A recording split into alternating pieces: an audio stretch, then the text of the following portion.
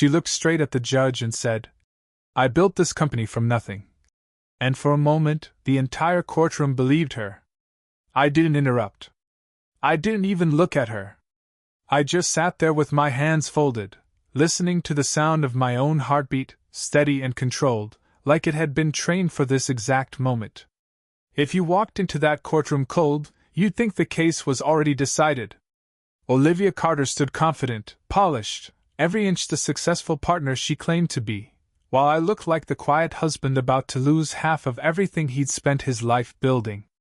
And maybe that's exactly what she wanted them to see. The truth is, people don't realize how easy it is to rewrite history when you say it loud enough, long enough, and in the right room. Especially a room where perception can weigh as much as fact. I kept my eyes on the table as her attorney spoke, laying out a version of our life that sounded clean, simple, and completely wrong. According to them, Olivia had been there from the beginning. According to them, she had shaped the company, guided its growth, and stood beside me through every risk and every win. According to them, this wasn't my company. It was ours. I almost smiled at that. Not because it was funny, but because I had spent years preparing for the moment someone would try to say those exact words. You don't build something from the ground up without learning one thing the hard way. The people closest to you are the ones who eventually learn where the cracks are. And if you're not careful, they'll try to turn those cracks into leverage. But what Olivia didn't know, what she couldn't have known, was that I had already seen the shift long before we ever stepped into that courtroom. It wasn't one big moment. It never is. It was small things. The kinds of questions that sound harmless until you realize they're not. Questions about ownership, about structure, about who technically held what. At the time, I answered them the way a husband does. Open. Honest. Without hesitation. Because when you're building a life with someone, you don't expect them to be taking notes. Looking back, that was the first crack. I leaned back slightly in my chair, letting her voice carry across the room as she explained how she helped scale operations, how she contributed to strategic decisions, how she deserved recognition for everything we built together. Each sentence landed clean, practiced, rehearsed. She had told this version of the story so many times, I think she started to believe it herself. That's the thing about confidence. It doesn't always come from truth. Sometimes it comes from repetition. The judge nodded slowly, listening, weighing, doing exactly what judges are supposed to do. Neutral. Focused. Patient. And still, I said nothing. Because I didn't need to argue. I didn't need to raise my voice or correct her or challenge a single word she said. Not yet. There's a moment in situations like this where silence becomes the most powerful move you have. Where letting someone speak just a little longer gives you exactly what you need. And I was waiting for that moment. When her attorney finally paused, when the room settled into that quiet space between statements, I lifted my head for the first time and looked directly at the judge. My voice, when it came, was calm. Steady. Controlled. Your Honor, I said, before we go any further, I'd like to submit one document into evidence. My attorney did not react right away, and neither did Olivia's. There is a certain kind of silence that settles over a courtroom when something unexpected is introduced, not loud, not dramatic, just a subtle shift in attention, like everyone in the room leans forward without realizing it. The clerk stepped toward me, and I slid the folder across the table with one hand, the same way I had done thousands of times in boardrooms and meetings, controlled, precise, without urgency. Olivia's eyes flicked down to it for a fraction of a second, then back up, still confident, still composed, but there was something new there, something small and almost invisible unless you knew what to look for. Doubt does not show up all at once. It starts as a question no one wants to ask out loud. Her attorney adjusted his glasses, reached for the document, and I watched the exact moment his posture changed. It was subtle. His shoulders tightened just slightly, his jaw set a little firmer, and he stopped speaking mid-sentence as he scanned the first page. That was the moment I had been waiting for. Because up until then, everything in that room had been built on narrative.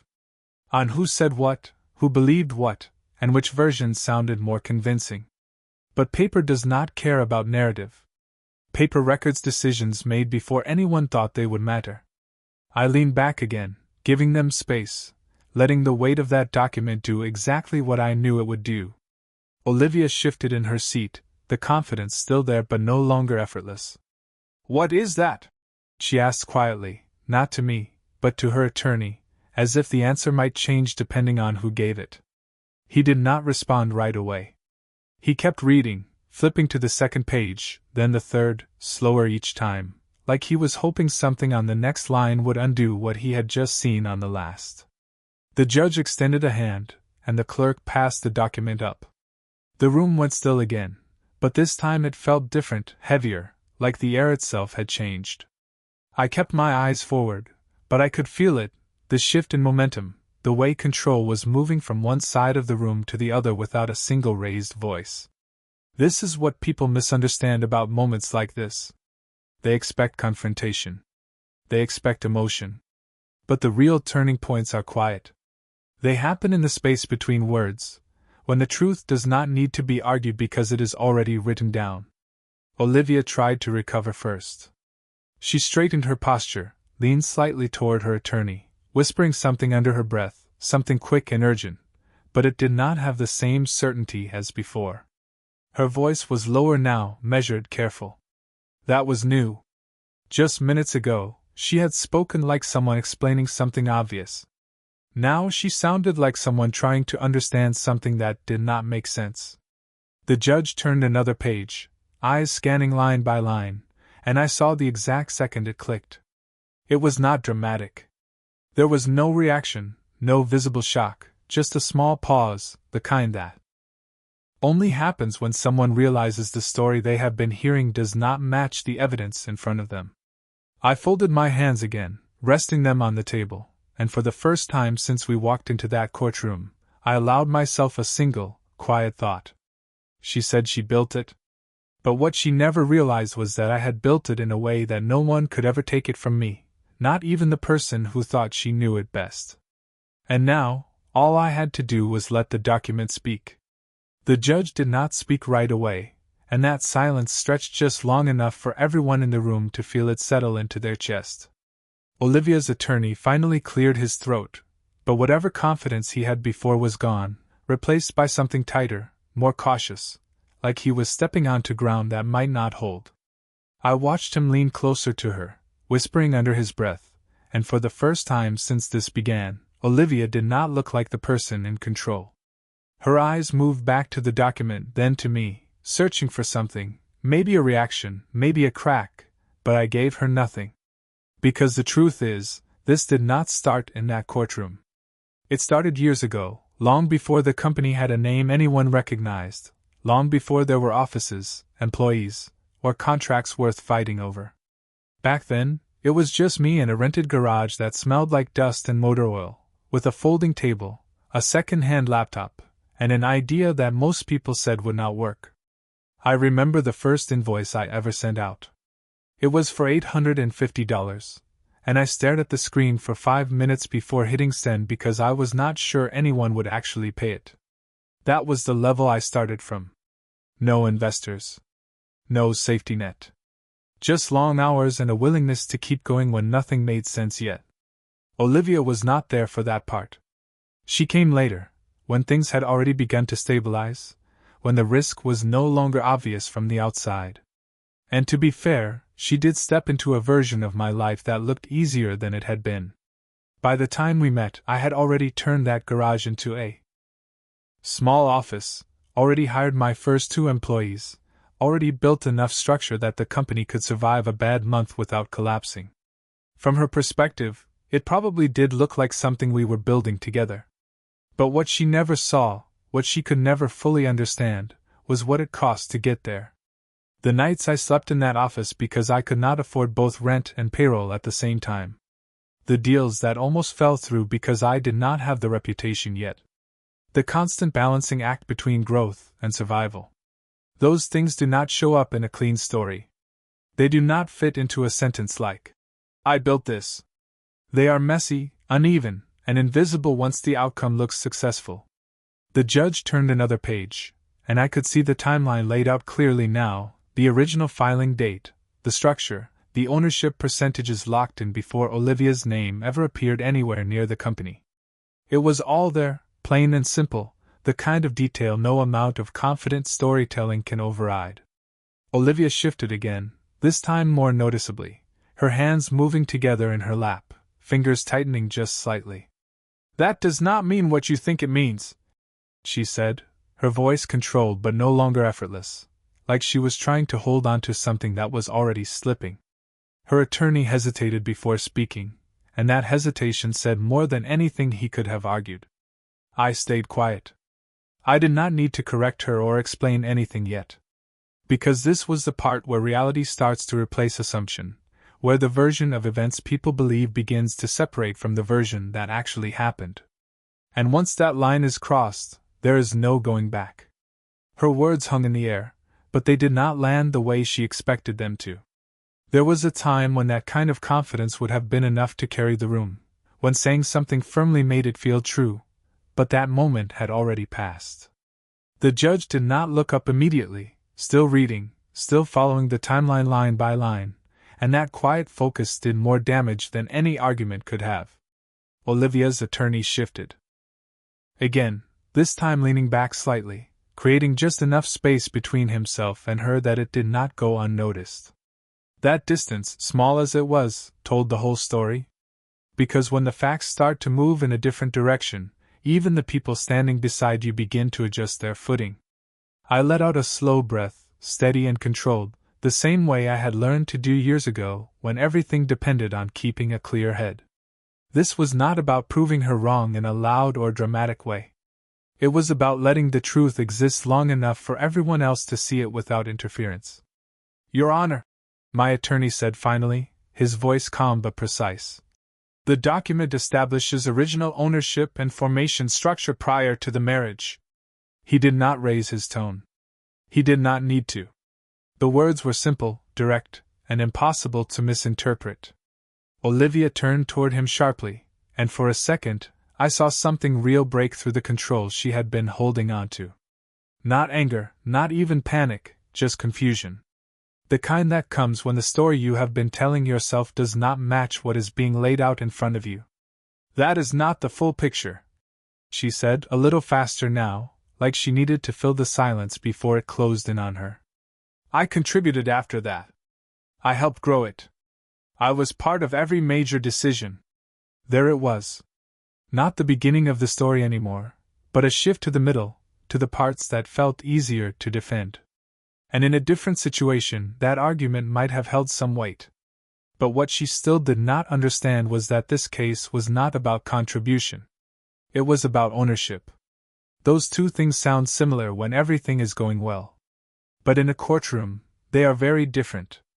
The judge finally looked up, eyes moving from the document to Olivia, then briefly to me, measuring, evaluating, connecting what had been said to what had been proven. "Mrs. Carter," he said evenly, "we will address contributions separately. For now, I am focused on the origin of ownership." The distinction was clean. Clear. Final in a way that could not be talked around.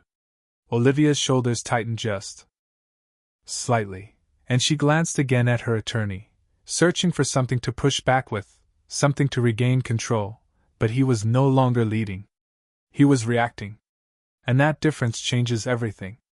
I kept my posture relaxed, hands still resting on the table, giving no sign of pressure, no hint of urgency. Because the truth is, once the foundation is clarified, everything built on top of it starts to shift naturally. You do not need to tear anything down. You just need to show what it is standing on. And piece by piece, that is exactly what was happening. The version of events she had walked in with, the one where she stood beside me from the very beginning, was being replaced by a timeline that did not include her at the start at all. Not as a partner. Not as an owner. Just as someone who arrived after the structure was already in place. And once that idea takes hold, once it settles into the room, it becomes very hard to undo. Olivia exhaled slowly, her composure still there but thinner now, like something stretched too far. That does not erase what I did, she said, quieter this time, more measured, but the certainty was gone. I did not respond. I did not need to. Because for the first time since this began, she was no longer telling the story. She was reacting to it. And that shift, more than anything else, meant the outcome was already starting to take shape. The room settled into a new kind of quiet, one that no longer felt uncertain but deliberate, like everyone present understood that the direction of this case had shifted and there was no easy way to reverse it. Olivia's last statement lingered for a moment, but it did not carry the same weight anymore. It sounded less like a declaration and more like a defense, and those two things are never equal. I watched the judge make a small note on the pad in front of him, the kind of movement that seems insignificant unless you realize it is often where decisions begin to take form. My attorney did not rush to fill the silence. He knew better. When the facts are strong, you do not crowd them. You let them stand. Olivia's attorney, on the other hand, leaned forward again, trying to regain ground that had already slipped. Your Honor, he began, carefully choosing each word now. While the initial filing establishes early ownership, it does not negate the substantial role my client played in expanding the company into what it is today. It was a pivot, a necessary one, but it came too late to change the foundation that had already been laid out. I kept my expression neutral, but inside I recognized the shift for what it was. They were no longer arguing origin. They had moved to contribution because they had no other choice. And that was exactly where I had expected them to go. Because this part of the story, the part where growth happens, is always easier to blur. It is where lines become less defined, where effort can be mistaken for ownership if you are not careful. But what Olivia still did not understand was that I had prepared for this argument long before it was ever spoken out loud. It goes back to something my father used to say when I was younger, standing beside him in a small workshop that barely stayed open half the year. He told me that building something is not just about making it work, it is about making sure no one else can claim it when it finally does. At the time, I thought he was talking about competition. I did not realize he was talking about something much closer. Years before any of this, before the company reached a level where people started paying attention, I had made a series of decisions that did not seem important to anyone else. They were not flashy. They did not change how the business operated day to day. But they defined how it existed legally, structurally, permanently. The kind of decisions most people ignore because they are too focused on growth. I never ignored them. Because I had seen what happens when someone builds something real without protecting it properly. I leaned slightly forward, just enough to signal that I was about to speak, and the room adjusted again, attention shifting back in my direction. Your Honor, I said, my voice even, measured. If I may clarify something. The judge nodded once, giving me the floor without hesitation. I did not rush. I did not raise my voice. There is a difference between participating in a company and owning it, I continued. And that difference was established before any expansion ever took place. I could feel Olivia's eyes on me now, sharper than before, searching for an angle, a mistake, something she could push against. But there was nothing there to push. Because every word I was saying was anchored in something that had already been documented, already been filed, already been set in place years before this moment.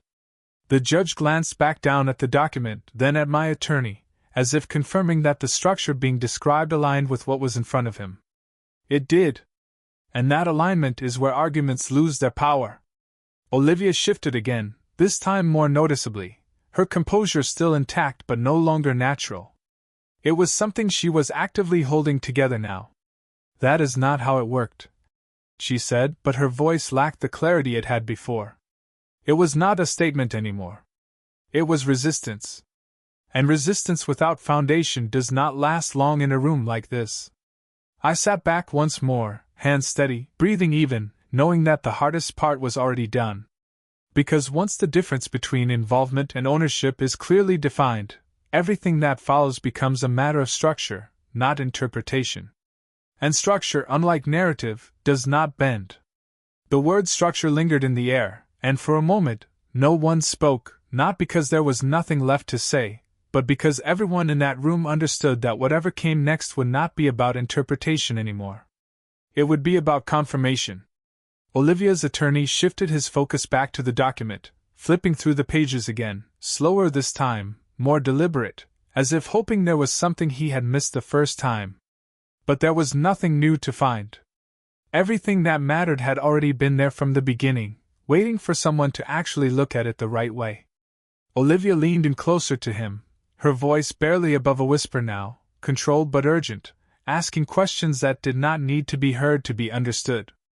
I could see it in the way her expression tightened, in the way her eyes moved faster than before, scanning for something that would give her ground to stand on again. But the problem with relying on a narrative is that once it breaks, there is nothing solid underneath it unless you built it there in the first place. And she had not. The judge set the document down carefully, aligning it with the edge of the desk, a small, precise movement that carried more weight than any statement. "Counsel," he said, looking toward Olivia's attorney, "is there any dispute regarding the authenticity of this filing?" It was a simple question, but it cut directly to the core of everything that had been argued so far. Because if the document was real, if it stood uncontested, then the foundation of ownership was no longer a matter of opinion. It was a matter of record. Olivia's attorney hesitated, and that hesitation lasted just long enough to answer the question before he even spoke. "No, Your Honor," he said finally, his tone measured but noticeably more restrained than before. "We are not disputing the authenticity." And just like that, the last piece fell into place. The room did not react loudly. There was no visible shift in posture or expression from most of the people present. But the energy changed in a way that could not be ignored. It was the difference between a debate and a conclusion. Olivia sat back slowly, her shoulders still squared, her posture still composed, but something behind her eyes had changed. It was not shock. It was not even defeat. It was realization. The kind that arrives quietly, without announcement, when the version of reality you have been holding on to no longer holds up against what is right in front of you. I stayed still, my hands resting where they had been the entire time, my breathing even, controlled, exactly the way it had been when this started. Because this was not the moment to react. It was the moment to let everything settle exactly where it needed to. My attorney glanced at me briefly, not for instruction, but for confirmation, and I gave a small nod. He understood. We had reached the point where pushing further was unnecessary. The truth had already done its work. "Your Honor," he said calmly, "given that ownership origin is clearly established, we believe the remaining matters can now be addressed within that framework."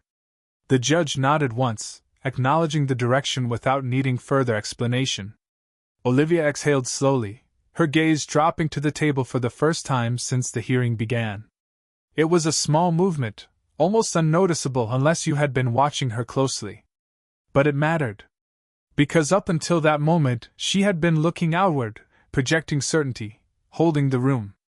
Now, for the first time, she was looking inward, recalculating, adjusting to a reality she had not prepared for. And that is the part most people never see coming. Not the argument, not the evidence, but the quiet moment when everything shifts and there is no way to shift it back. Once the authenticity was confirmed, the courtroom did not erupt or shift dramatically, it simply settled, like dust after something heavy has already hit the ground. That was the moment most people would miss if they were not paying attention, because nothing about it looked like a victory. There was no announcement, no reaction, no visible line crossed. But it was there. And everyone who understood how these things work could feel it. Olivia lifted her gaze again, slower this time, more deliberate, as if recalibrating how she needed to move from here. Her confidence had not disappeared, but it had changed shape. It was no longer built on assumption. Now it was defensive, measured, searching for something that could still be salvaged. "Your Honor," her attorney began again, adjusting his tone to match the new reality. "While we acknowledge the original structure, we believe the matter of equitable distribution still requires full consideration." It was a careful move, one that tried to reopen the conversation in a different direction, away from ownership and toward fairness. And for a moment, it might have sounded reasonable to anyone who had not followed the details closely. But fairness only applies once you understand what is actually being divided. And that was the part that had already been clarified. I remained still, letting my attorney respond, because this was not about stepping forward anymore. It was about letting the framework hold. Of course, Your Honor, my attorney said calmly, and we are prepared to address that. However, any consideration must reflect the established ownership as documented. Simple. Direct. Anchored. There was no room in that sentence for interpretation, only for application. The judge nodded slightly, acknowledging both sides, but his attention returned to the document once more, as if confirming that everything moving forward would be built on what had already been proven. Olivia's fingers tightened together again, a small, controlled motion, but one that revealed more than she intended. Because up until this point, she had been operating from a position of certainty, a belief that the outcome would align with the story she had constructed. Now, she was adjusting in real time, trying to navigate a structure she had not fully understood before stepping into it. And that kind of adjustment is never smooth. It shows up in the pauses, in the slight changes in tone, in the way someone begins to choose their words more carefully because they are no longer sure which ones will hold. I watched her for a moment, not with anger, not with satisfaction, just with clarity. Because the truth is, this was never about proving her wrong. It was about proving what was real. And those are two very different things. People think conflict like this is driven by emotion, by betrayal, by frustration. But the reality is much quieter than that. It is built on preparation, on decisions made long before anyone realizes they will matter. Decisions about structure, about ownership, about how something exists on paper when everything else feels personal. That is where outcomes are actually determined. The judge finally leaned back slightly, setting the document aside in a position that made it clear it would not need to be revisited again. That action, small as it was, carried a kind of finality. Not the end of the case, but the end of that question. Ownership was no longer under debate. And once that door closes, everything that follows has to move through a different one. Olivia exhaled again, this time more slowly, her posture still upright, still composed, but no longer effortless. There was a weight to it now, something she was carrying instead of projecting. And for the first time since this began, she did not look at the judge or at her attorney. She looked at me. Just for a second. Not with anger. Not even with accusation. Just with a kind of quiet realization that the version of me she had been dealing with all this time was not the one sitting across from her now. And that realization, more than anything else, was where the real shift happened. The silence between us did not feel empty anymore, it felt defined, like every word that needed to be said had already been placed exactly where it belonged, and now everything else had to move around it. The judge adjusted his glasses slightly and looked back toward both sides, his expression steady, unreadable in the way that only comes from years of seeing the same patterns play out under different names. We will proceed with consideration of equitable distribution based on the established ownership structure, he said, his tone even, measured, leaving no space for reinterpretation. That sentence, simple as it sounded, closed one chapter completely. Ownership was no longer a question. It was a condition. And conditions do not change based on how someone feels about them. Olivia's attorney nodded, but it was a different kind of acknowledgement now, not the confident agreement of someone leading an argument, but the controlled acceptance of someone adjusting to a position they did not expect to be in. Olivia remained still for a moment, then leaned forward slightly, her voice lower, more precise, like she was choosing each word with care instead of letting them flow.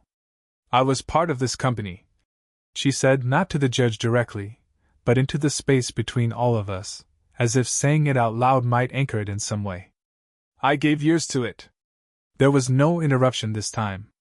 No immediate response. Because what she said was not entirely untrue.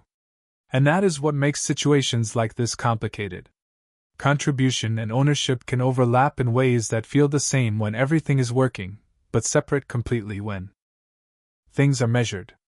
I shifted slightly in my seat, not to react, but to speak when it mattered. Your Honor, I said calmly, my voice steady in the quiet room. No one is denying that time was spent. But time and ownership were never structured to be the same thing. The judge looked at me briefly, then back to the notes in front of him, as if placing that statement exactly where it needed to go within the framework already forming in his mind. Olivia's eyes stayed on me longer this time, searching again, but now it was different. She was not looking for a mistake. She was looking for something she had missed all along. And that is when people start to understand the difference between what they experienced and what actually existed. The company, from the outside, looked like something shared. We attended events together. We spoke about growth together. Her presence was visible, consistent, real. But the structure underneath it had never changed. It had been set before she ever stepped into that world, documented in a way that did not require explanation later. That was the part she had never fully seen. Or maybe never thought to question. The judge finally leaned back again, hands resting lightly on the desk, his posture signaling that the key elements had been established, and what remained was application, not discovery. The court will take into account all contributions, he said. However, they will be evaluated within the parameters of the documented ownership. Again clear. Final. Balanced in a way that left no confusion about where the line had been drawn. Olivia exhaled slowly, her composure still intact, but the effort behind it now visible in the small details, the slight tension in her shoulders, the way her hands remained still as if movement itself might reveal too much. Her attorney leaned closer, speaking quietly, outlining what the next steps would likely involve, adjusting strategy in real time, but there was no longer any sense of control in that movement. It was adaptation, not direction. I sat back once more, letting the weight of everything settle without interference, knowing that this was the point where outcomes begin to solidify not through argument, but through alignment with what has already been proven. And in that alignment, there is very little left to contest. Olivia glanced at the document one more time, then away, as if seeing it differently now, not as a detail, but as the foundation of everything that had just unfolded. And once you see something that way, you cannot unsee it. By the time the judge began outlining the next procedural steps, the outcome no longer felt like something waiting to be decided. It felt like something that had already taken shape, quietly, piece by piece, while everyone else was still focused on arguing the surface.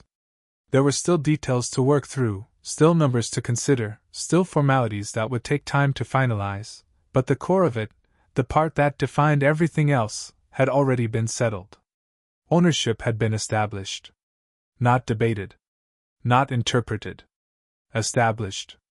And once something reaches that level of clarity, everything that follows becomes a matter of alignment, not persuasion. Olivia sat still as the discussion moved forward, her attention no longer fixed on controlling the room, but on understanding what remained within her reach. It was a subtle shift, but a real one. The confidence she had walked in with had not disappeared entirely, but it had been reshaped by something more grounded, more aware of the limits that now existed around her. Her attorney spoke in lower tones now, outlining options, adjusting expectations, no longer trying to redefine the structure, only working within it. That is the moment most people never anticipate. Not when everything collapses, but when it narrows. When the wide-open possibilities you thought you had become a defined space you have to operate inside. I remained quiet, listening, not out of caution, but because there was nothing left to push. The preparation had already done what it was meant to do. Years ago, when I made those decisions about structure, about documentation, about ownership, I was not thinking about this moment specifically. I was thinking about stability, about making sure that what I built could not be undone by uncertainty or misinterpretation. But the truth is, those decisions carry forward in ways you do not always see at the time. They sit quietly in the background, unnoticed, until the moment comes when everything else depends on them. The judge closed the file in front of him, not abruptly, but with a kind of finality that signaled the end of that phase of the case. "We will proceed accordingly," he said, his tone steady, professional, already moving forward, because for him, This was one of many cases, one of many decisions. But for us, it was the defining moment where everything shifted from assumption to reality. Olivia gathered her things slowly, her movements controlled, deliberate, not rushed, not careless. She did not look at me right away. When she finally did, it was brief, measured, and different from before. There was no accusation in it, no visible frustration, just a quiet recognition of something she had not fully seen until now. Not the document. Not the argument. But the structure behind it all. And that is the part that changes how people see everything that came before. I stood up as well, adjusting my jacket slightly, the same way I had done when I first walked into that room, controlled, steady, unchanged on the surface. Because this was never about reacting in the moment. It was about reaching this moment with everything already in place. As we stepped out into the hallway, the air felt different, lighter in a way that had nothing to do with emotion and everything to do with resolution. My attorney said something about next steps, about timelines, about what would come after this, but I only half listened. Because the part that mattered most had already happened. The truth had been placed on the table, not as an argument, but as a fact. And once something becomes a fact in a room like that, it does not move. Olivia walked ahead with her attorney, their conversation low, focused, already shifting toward what could still be addressed, what could still be negotiated. I did not follow. I did not call out. I did not feel the need to say anything at all. Because there was nothing left to prove. She believed she had built something. And in a way, she had been part of it. But what she never realized was that the foundation had been laid long before she ever stepped into it. And I built it in a way that did not need to be defended. It only needed to be shown.